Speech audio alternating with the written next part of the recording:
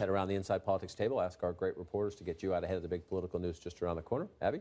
So chaos is swirling all around this campaign. The Republican Party is in crisis. WikiLeaks emails, the scandals of the 90s are back. But the Clinton campaign is determined to stay focused on one issue: the economy. And that's because these wishy-washy Republican voters and independents who have been kind of flailing back and forth throughout this election need to be locked down. And they need to do that with something to vote for, not just against. So they've been putting out some new tax cuts. We're going to be seeing her talking more to this sort of like middle America group. They need to lock this down so that they can move on and try to expand the map. They will only do that if they feel more comfortable about where they are with the moderates and independents. Policy. Policy? Really? Policy. Okay, Matt?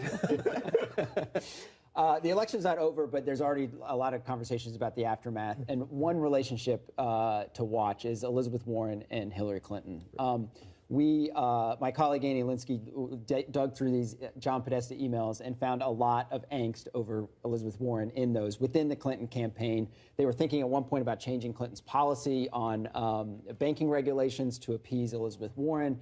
Some of this was good primary politics, but it also sort of showed the degree to which the Clintons were nervous about Warren. And I think in the aftermath of this, Warren could be a voice in opposition to Hillary Clinton and not always on the same side, sort of a thorn in her side. So I think that's a relationship to watch and sort of see whether there's going to be any Democratic Party revolt against Clinton at some point, the way that we're seeing a lot of the internal turmoil in the Republican Party. That one will be fun. Those emails are really interesting. Glenn? One of the really striking things that happened at the second debate is as soon as it was over in the spin room, I heard the same expression over and over again. He stopped the bleeding. Well, the perception inside that building from the spinners and from the reporters, I think, was at variance to what people at home saw.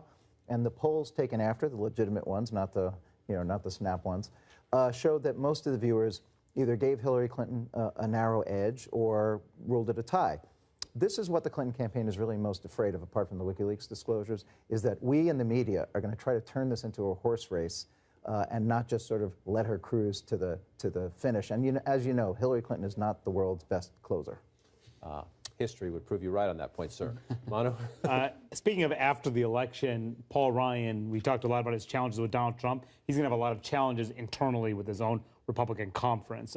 Even if he does hang on to the majority, he's probably going to lose seats. There's going to be a much narrower majority. A lot of those moderates may lose. The conservatives may come back emboldened. A lot of these members from the House Freedom Caucus, there may get some more members from the House Freedom Caucus who will make it very hard for him to compromise. And then you look on the Senate side, it's going to be a narrow majority either way. They're Democrat-controlled or Republican-controlled. And if Hillary Clinton is in the White House, how does Ryan navigate all those landmines, cutting deals, dealing with his conservative conference, at the same time, maybe even looking out for a possible 2020 run. So his challenges maybe look difficult right now, but could get a lot worse. And multiplying. I'll close with this. Defending Donald Trump is taking some Republicans down a path they may regret. Take Alabama Senator Jeff Sessions. He's an Army veteran, a former federal prosecutor, former Alabama Attorney General, a law and order conservative, a devout Christian, and a former Sunday school teacher. But in an interview with the Weekly Standard, Sessions was asked about that tape where Trump brags of forcing himself on women, including grabbing what we describe to our children as private parts. Now, Trump used a different term. I won't repeat it.